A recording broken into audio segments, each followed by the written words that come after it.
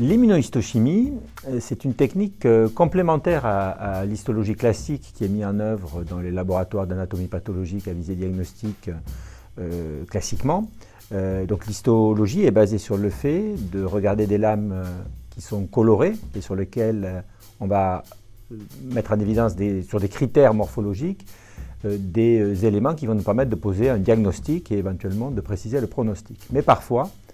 ces critères morphologiques sont insuffisants pour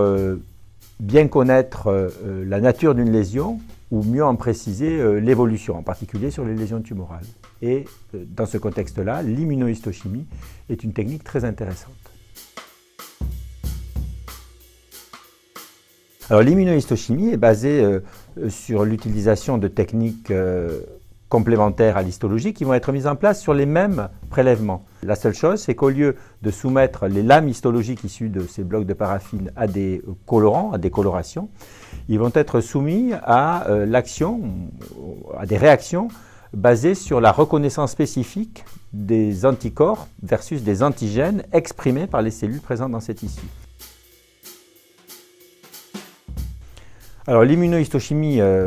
qui est une technique extrêmement développée en anatomie pathologique humaine depuis très longtemps, et également en médecine vétérinaire, a deux indications, on va dire, principales, qui sont dans les deux grandes familles de maladies qui affectent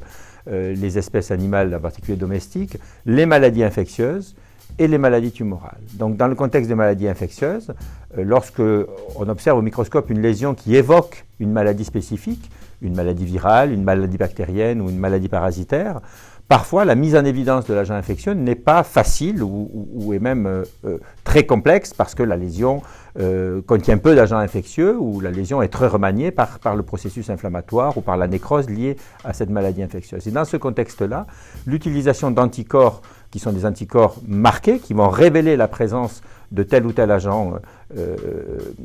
infectieux, tel ou tel microbe, va permettre spécifiquement leur détection et donc de démontrer leur présence dans le tissu qui présente la lésion spécifique. La deuxième grande indication est les maladies tumorales, où pour préciser la nature de certaines tumeurs très peu différenciées, la mise en évidence de marqueurs de différenciation, qui là encore vont passer par l'expression de marqueurs révélés par des anticorps spécifiques de ces molécules caractéristiques de tel ou tel type cellulaire, ce qui a une importance diagnostique extrêmement évidente, mais qui a aussi une importance pronostique, parce que de la nature précise de la tumeur va dépendre son évolution prévisible et les traitements idéalement à mettre en place.